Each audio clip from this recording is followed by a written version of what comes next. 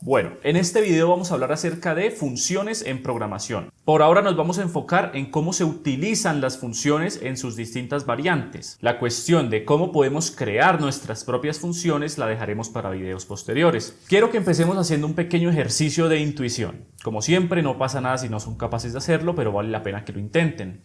Supongamos que tenemos esta maquinita. Para poner a trabajar a esa máquina yo le tengo que entregar unas entradas. Ella luego hace algún procesamiento con esas entradas y luego arroja una salida. Ahora tengo tres máquinas de esas. La primera máquina se llama mayor, la segunda menor y la tercera primera letra. A la máquina mayor yo le pongo en las entradas un 8 y un 10. A la máquina menor le pongo en las entradas un 5 y un 15. Y a la máquina primera letra le pongo en la entrada una cadena con la palabra rojo. La pregunta para ustedes es, ¿qué arroja cada máquina en su salida?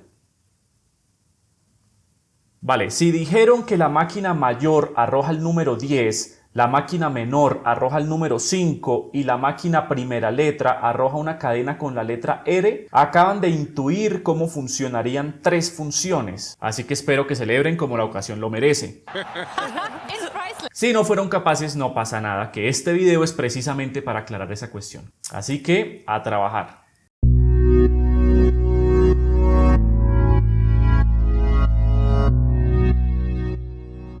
Hay distintas formas de definir qué son las funciones en programación, que aunque tienen ciertos parecidos con las funciones matemáticas, son otra cosa distinta. En este video no nos vamos a complicar con definiciones exactas, sino más bien con entender cómo funcionan las funciones y cómo podemos utilizarlas cuando programemos. Entonces, las funciones son fragmentos de código que realizan tareas concretas, así como las máquinas del ejemplo del principio. Una función tiene un nombre y por lo general ese nombre tiene relación directa con la tarea que esa función realiza. Y también puede tener cualquier cantidad de entradas o no tener entradas. A esas entradas las llamamos argumentos o parámetros según el contexto, pero por ahora pueden usar ambos términos como sinónimos. La función también puede o no tener una salida. Cuando una función arroja un valor como salida, decimos que devolvió o retornó ese valor. Entonces, la gracia de todo esto es que un programa puede en cualquier momento llamar a una función, entregándole unos argumentos de entrada y la función realizará su tarea.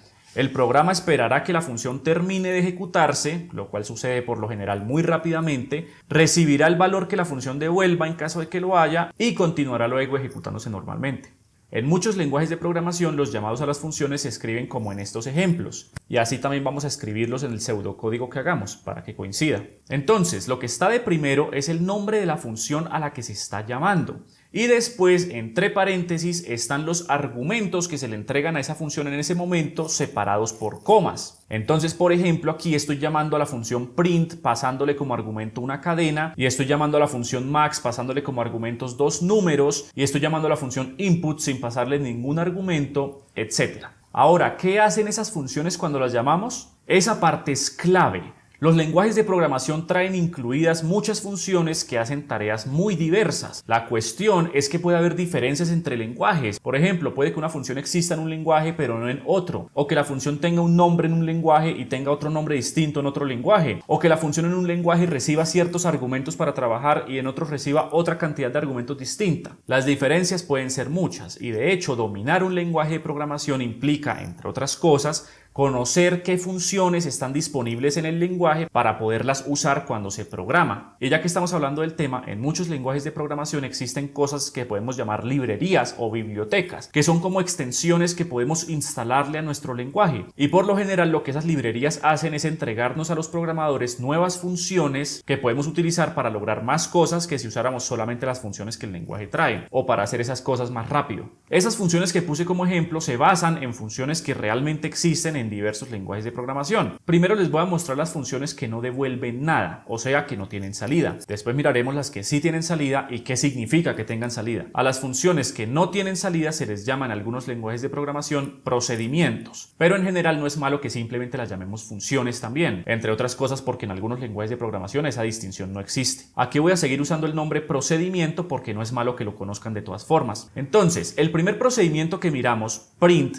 hace que el computador muestre en la pantalla lo que le hayamos pasado como argumento. Print significa imprimir, que en este contexto se usa como escribir, en referencia a escribir en la pantalla. Eso significa que esta línea hace que en la pantalla del computador se muestre ese mensaje. ¿Y qué creen que pasa si tenemos este pseudocódigo? Pues la primera línea asigna una variable, la segunda línea muestra un mensaje en pantalla, la tercera línea muestra otro mensaje en pantalla y la cuarta línea muestra el valor de la variable que asignamos, o sea, este valor en pantalla. Si se acuerdan del video de entradas y salidas, concluirán que lo que la función print hace es controlar las salidas de los programas de consola.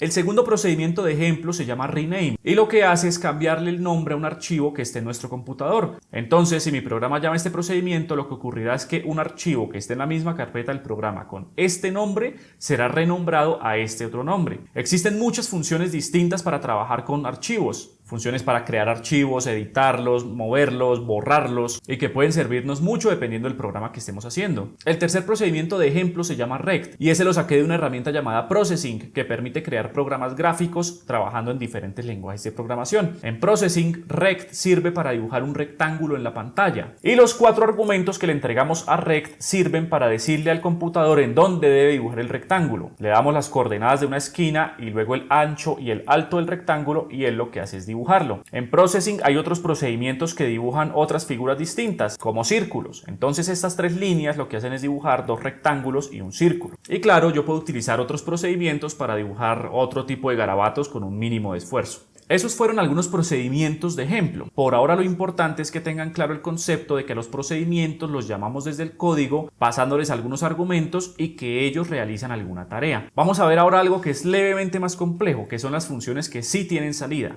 o sea, funciones que devuelven un valor después de ejecutar su tarea. ¿Y qué significa devolver un valor? Pues que el llamado a la función genera un resultado que podemos utilizar después en el resto del código, asignándolo a una variable o haciendo operaciones con él, etc. Miren esta línea de código de ejemplo. Eso es una asignación y lo que tenemos a la derecha del igual es un llamado a la función max entregándole 2 argumentos. La función max es una función que existe en muchos lenguajes de programación y lo que hace es que recibe unos argumentos y devuelve como salida el valor del argumento más grande o el máximo valor, por eso se llama max.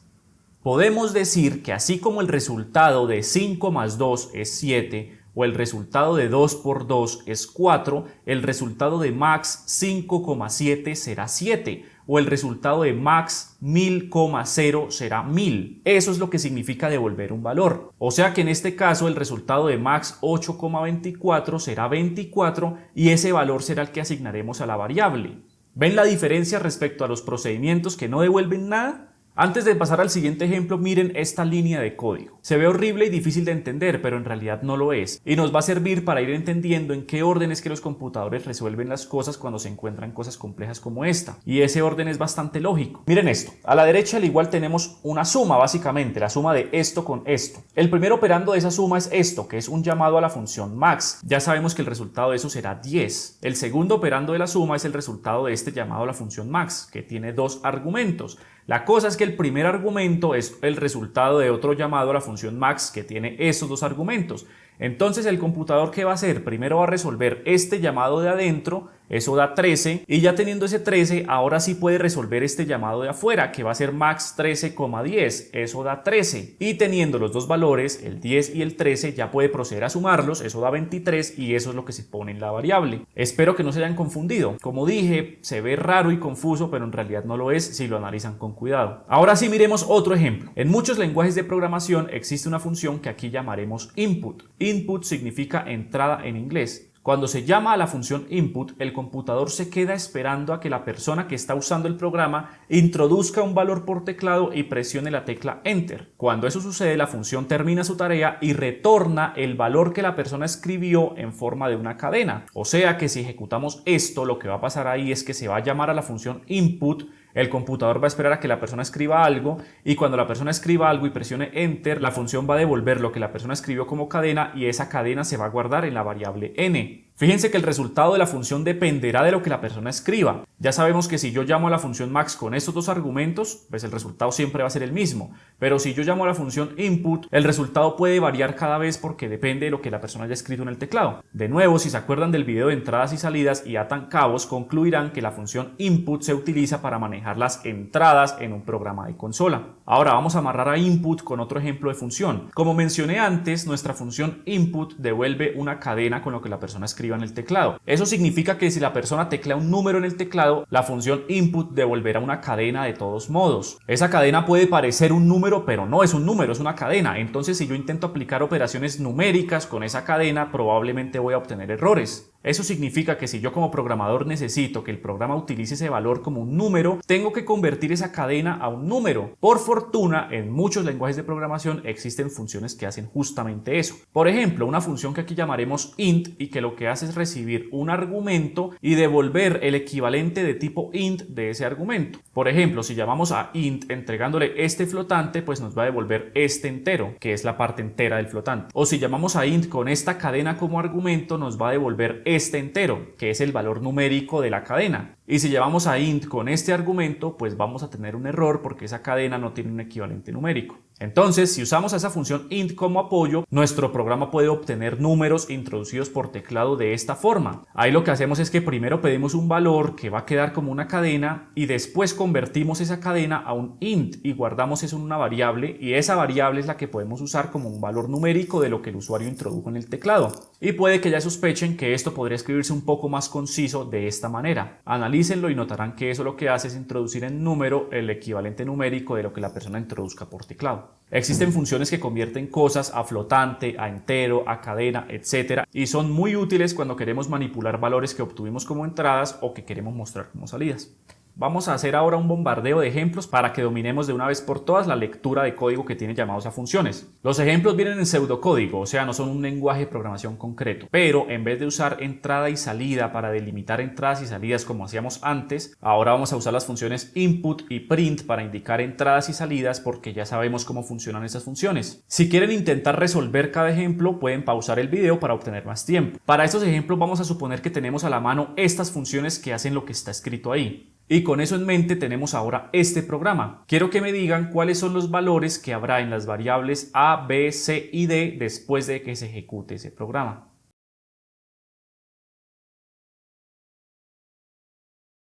Entonces, la variable A contendrá un 10, la variable B contendrá un 20, la variable C contendrá un 8 y la variable D contendrá la cadena Colombia toda en mayúsculas. Bien, nuestro segundo ejemplo será este. Quiero que se imaginen que el programa se está ejecutando y que ustedes como usuarios le introducen por teclado los valores que él pida y que luego se fijen en qué aparecería en la pantalla del computador y con eso en mente que concluyan qué es lo que ese programa hace.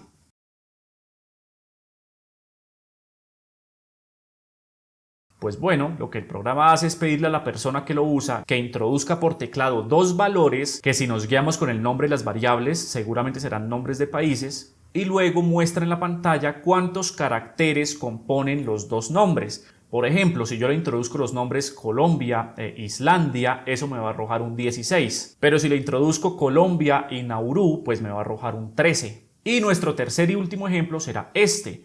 Entonces, de nuevo, quiero que analicen ese programa y me digan qué hace ese programa.